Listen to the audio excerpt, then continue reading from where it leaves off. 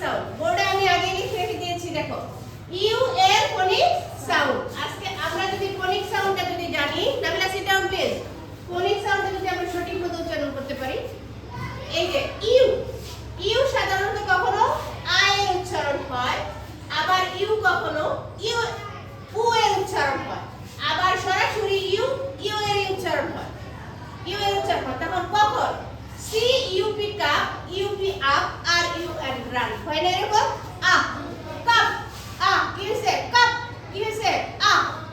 cup কি হইছে বলো আ আ এর উচ্চারণ হচ্ছে আপ কি এর উচ্চারণ হচ্ছে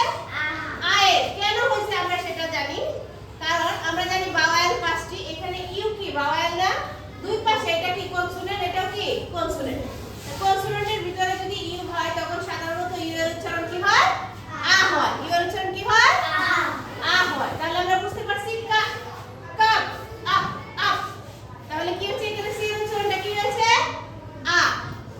কি হয়েছে সি এর উচ্চারণ আ কেন হয়েছে দুই পাশে দুটো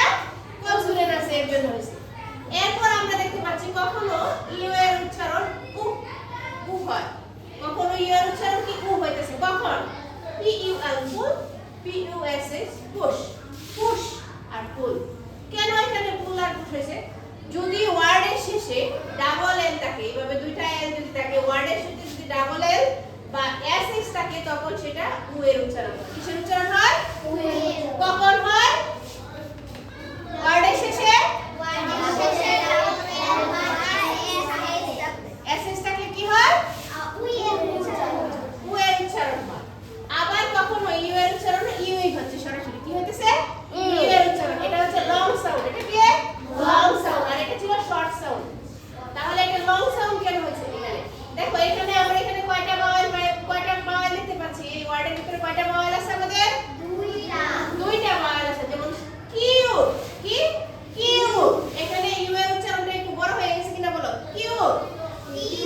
কিউ কেন হয়েছে এখানে লাস্টে যেহেতু এখানে কি আছে একটা ভাওয়েল আছে এর জন্য আগের ভাওয়েলটা কি ডাবল উচ্চারণ হবে উচ্চারণ ধ্বনিটা কি হবে একটু বেশি হবে যেমন কি কিউ কি কিউ এখানে huge huge H U D huge কেন হয়েছে এখানে দুইটা ভাওয়েল আছে এর জন্য কি এই প্রথম ভাওয়েলটা কি উচ্চারণটা বেশি হবে এর জন্য কি হয়েছে হিউজ বলো হিউজ তাহলে এটা কি ছিল ইউ হিউজ তাহলে আমরা জানতে পারলাম যখন শর্ট সাউন্ড থাকে তখন সি উ পি কাপ যখন সামনে পিছনে কনসোনেন্ট থাকে তখন ইউ এর উচ্চারণ আ হয় আবার কখনো ইউ এর উচ্চারণ যখন লাস্টে ডাবল এল থাকে বা এস এস থাকে তখন সার উচ্চারণ কি হয় উ হয় আবার ইউ এর উচ্চারণ কিউস হয় যখন দুইটি ভাওয়েল থাকে লাস্টে যখন একটি ভাওয়েল থাকে আর মাঝখানে থাকে তখন এটা কি উচ্চারণটা বেশি হয় প্রথম ভাওয়েলের উচ্চারণটা বেশি হয় যেমন কিউর কিউস আবার কখনো ডাবল ও ইউ এর উচ্চারণ করে এরকম একটা শব্দ বলো তো জানো কি তোমরা এরকম দিলেও ডাবল ও ইউ এর উচ্চারণ হয় যেমন বি ডাবল ও কে কি আছে বউ উ এর উচ্চারণ হচ্ছে না বউ ইউ এর উচ্চারণ হচ্ছে কি বউ